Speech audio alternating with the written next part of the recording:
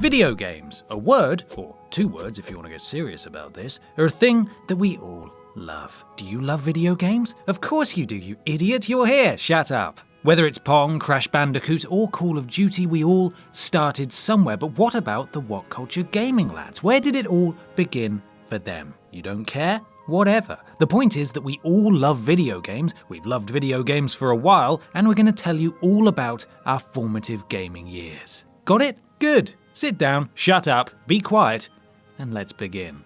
Shut up.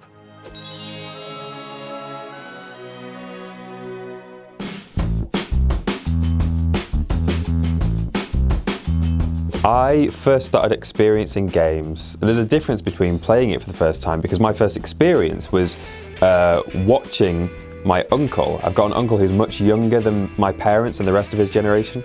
And so he was like the young hip guy. He lived next door, and I used to go around and watch him play Kingsfield, which is a janky, it looks horrendous now, but it was a 3D, almost RPG style fantasy game. And that was amazing. And he used to have Command & Conquer link-up sessions with one of his friends, and they'd start playing at like 7 p.m. and finish playing at 7 a.m. And by the time they'd finished, the frame rate was about 2 frames per second, and you'd just see the tanks slowly moving.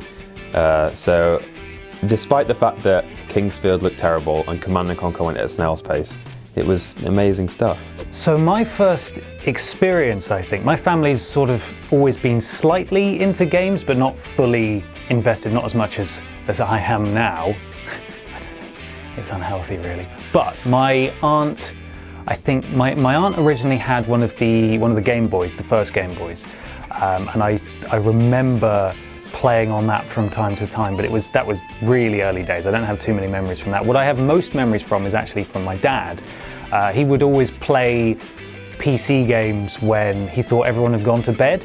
So occasionally I'd come down and he'd be playing Quake, and I was thinking, what the hell is this? This looks amazing. And then a few years later he would be playing Star Wars Dark Forces, which I then tried to play myself, and I was no good at all. I didn't understand how you had to aim up and down, I think with page up and page down on the keyboard, which was really weird. I couldn't get my head around it. And the death scream when you fall off a ledge, I was convinced that was a monster who was killing you. And so my cousin and I would jump off ledges and spin around and fire the gun in all directions to try and kill this monster before it got us. But it was just a death scream, which made us feel quite stupid. My first exposure to video games was actually one where I didn't actually choose to play anything. I was actually going over to see my mum's mum, my gran, who's now passed away, and I was in her nursing home, just pissing about, being a little tearaway, as you can imagine, and she stopped me and said, "Are you bored, boy?" And I turned around and said, "No, Granny, I'm just exploring." And I remember that she pulled out this thing from her purse, which was like, "Well, I bought something in case you were bored," and it was a Game & Watch, a tiger thing. So that was my first air quotes video game exposure. I don't think I'd count it as a video game now, but it was definitely one of those things. And it was a Batman one where you were, as Batman, you just needed to move left and right, and you only had one button to punch, and that was it. That was the entire experience, but I was hooked on that. I ran the batteries out, had to get a new one, then I broke it, and I cried. I got my parents to buy me another one, and then I broke that as well because I threw it at a person. And then I got a SNES, so a bit of an upgrade. I think, my first exposure to games, it's going to be something like the Master System. I mean, everything kind of blurs together, because it's like, I remember Alex Kidd and like the rock, paper, scissors thing in Alex Kidd, but I remember seeing that being played by a friend over at a friend's house, and then needing to play it myself, and then immediately I couldn't afford a Mega Drive, which was another console that my friend had, so all I could get was a Master System. So I ended up getting Alex Kidd.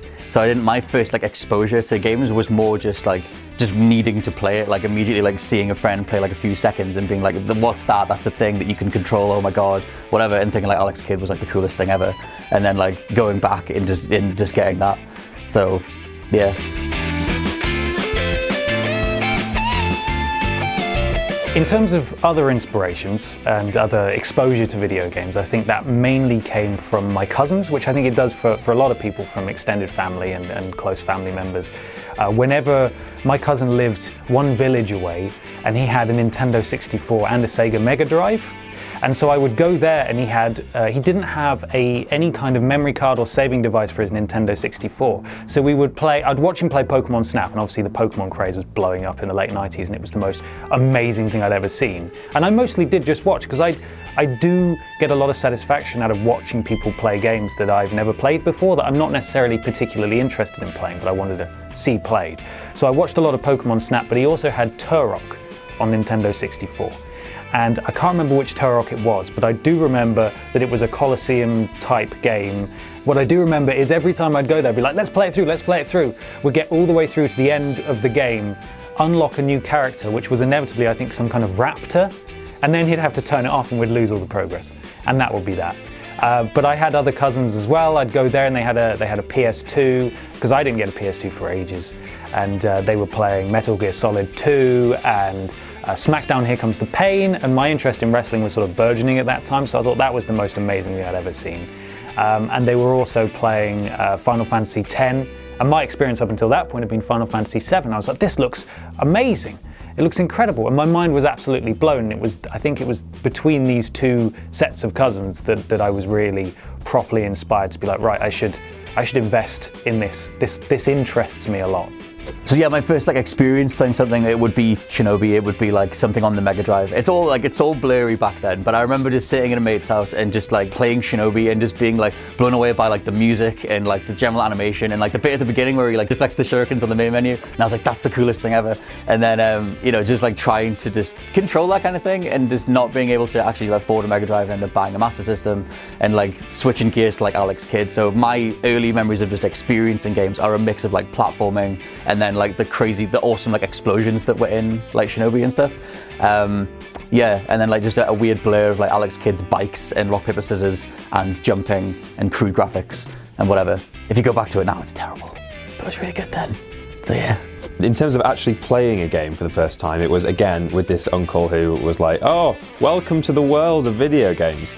And we used to play, it's it's all just one big ball of games in my memory. I think they pretty much all came out in 1998. There was The Unholy War, which is a game that loads of people forgot the name of, and as soon as they see it, you might want to run some footage right now, because they'll be like, oh my god, that's that game. That was amazing. Duke Nukem Time to Kill, I remember fighting in the Colosseum with jetpacks and rocket launchers. That was just mind-blowing. And also there was a game called Grid Run in the UK, or Grid Runner in the US. And that was this really interesting top-down thing where you run around and just capture flags. And there's still not been anything quite like that since then. I mean, it was still very simple, but the premise was really interesting. And it just opened my mind to the variety and the fun you can have with other people. And I just remember it being a really exciting and eye-opening time that just set me on the course that I ended up taking to be here today. Hi.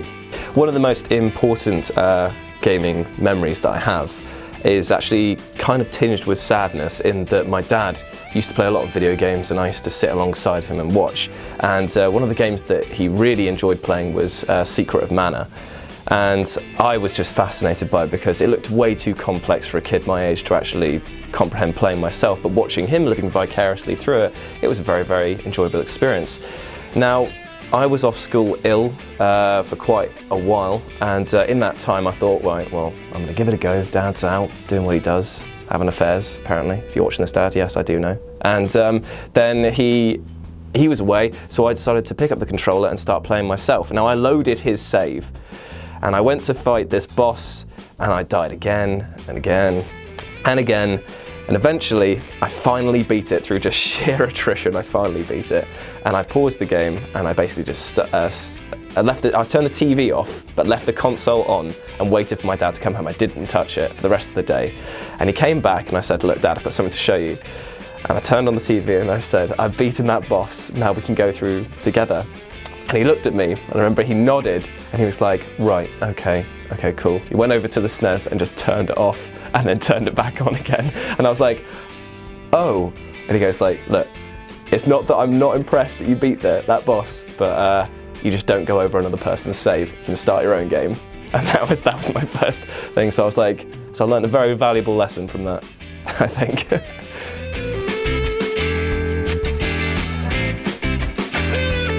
So yeah, like my first console, it was the Master System, and it was like, I remember getting it from the shop and going home and plugging it in and all that kind of thing. And I'm sure there was a Master System version of Shinobi, which I ended up getting. It all felt like the budget version of the Mega Drive thing that I wanted to get. But like when I got it home, I plugged it in, and there was the turbo toggle must have been on. That was a thing in whatever controller I ended up with. Hello camera again. And there was a thing, and I must have toggled the turbo on, so the pause menu just kept flicking on, and I was like, oh, what the hell? Why can't I play this thing? But regardless, anyway, I managed to get it working. The only thing that is ridiculous is you think back on those games and you think about how much your memories, like, you know, rose-tinted glasses and nostalgia builds it up. But I remember being a kid and playing Alex Kidd, and there's some level in Alex Kidd where you go really high and you jump up and up and up and you get to the top, and it's not the reality of what you see is just a load of like copied and pasted trees. But for me, being like, I don't know, 7 or whatever I was like, look at that view. Oh God, look at that. I'm so high up, I can see all across the forest. But it's not, it's just like, you know, if you just took like a stamper and just stamped a load of trees. For me though, back then that was like amazing. And I remember thinking that like, this is a whole world I can get stuck into. And like fundamentally, ultimately, that's, you know, the kind of thing that resonates is like, oh, this is a whole world I can just plug into.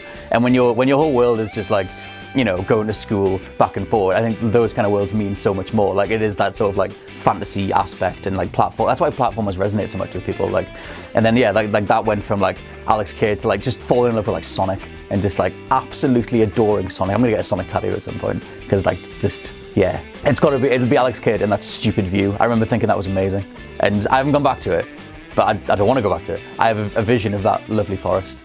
So yeah, I think the first time I had that really sort of oh my God moment about video games was I got a PS1 off of my cousin because for some reason my gran had bought him one and he already had one, so he had a spare. I'm not entirely sure if it was a very fair division of goods between the family, but I got it regardless. And I remember that I actually had enough money through saving up through birthdays and Christmas monies to finally be able to buy a game for myself. So I actually had this PlayStation but nothing to play on it, and I bought Final Fantasy VII, and that was an outstanding game, and it still is. It like still holds up really well today.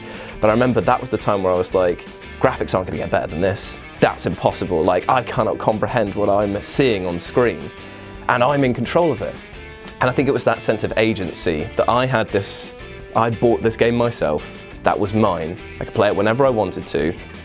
When my parents let me do that, and then I was in control of that story, and I think it was the narrative fix that I got from that meant that I was therefore looking for loads of games that had lots of story-driven content. I've moved away from like the arcadey sort of like stuff and was pretty much hooked on good stories. So yeah, it would explain a lot why I like games like BioShock now, or even games like Heavy Rain. For as much stick as I give it, I love the story behind it. So yeah, it was definitely formative in that sense. The first console I owned myself in my own home was a PS1, inspired by my uncle next door, who, you know, that seemed like the one to have. And at first, I'm pretty sure I just had one of the many discs that are all called Demo 1, and there are loads of them, and people all think they're the same thing, but they're not. And I played that back to back. It had Medieval on it, Tomeby 1. I think it had like a video for MGS 1, which wasn't playable, but this game looked incredible. And I played it all as much as I could. And then one fateful day, my dad, who was quite strict in terms of like censorship and I don't want you playing anything naughty, he asked my older brother, right, what games can I be getting? And my brother said, oh, there's this game called Spyro that I've seen. And my dad asked, what's Spyro about? And my brother said, it's about a dragon who goes around collecting strawberries, right? Which were the red gems. I think he thought they were strawberries. So my dad bought Spyro the Dragon, which is about a dragon who goes around collecting strawberries.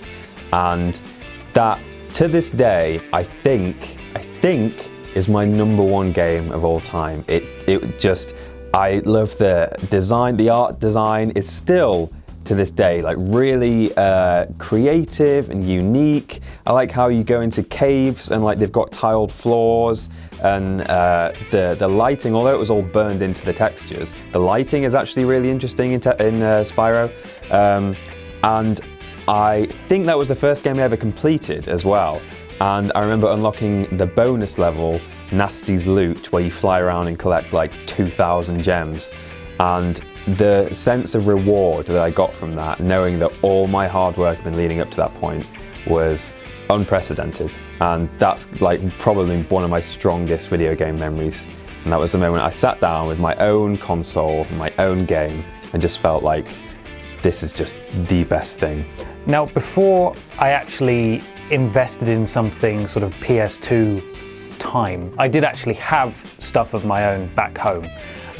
The first thing I was bought though for Christmas was a turquoise Game Boy Color and Pokemon Blue. And I was so unbelievably happy. I think that's what a lot of people associate a good Christmas with, their first gaming console. And I know it's strictly not a console, but the first thing I owned was a Game Boy Color and Pokemon Blue. And I still, to this day, absolutely adore that game. A lot of people choose Pokemon Red or Pokemon Yellow if they want to go back and play one, but I always go with Pokemon Blue. I always go with Squirtle, because Blastoise is on the cover. And I just loved that. And I learned so much about video games from that game. Like when you go through Pewter City and you're trying to go through Viridian Forest, because the game, obviously, you know, they didn't program in the exit, so to speak, like it wasn't marked exit. I got to the very top of Viridian Forest and I had no idea how to actually leave. I didn't realize you just had to walk into the black void to get to the next area, so I was stuck there for days, just walking around Viridian Forest trying to find a way out. But since then, I then got a PS1. I've been with PlayStation ever since, really. PS2. It was only with the PSP that I truly got into games. I'd started reading PSM3 magazine, which is sadly no longer around. So I was really getting into it. Pre-ordered the PSP, pre-ordered the PS3. I then had a PSP Go. I was one of the people that bought one of those. I got a Vita, a PS4, PlayStation VR. In between, I've had a Wii and I've had an Xbox 360 for a bit as well, but it's always been PlayStation. And it's still, as much as I love Nintendo, I haven't really got back into Nintendo anywhere near as much as I did when I first had that Game Boy Color and Pokemon Blue. And there we have it. If you're watching this video, chances are you also have a formative gaming experience, or at least something resembling a memory. Let us know what it is in the comments below. We are genuinely interested. We are. And thank you for watching.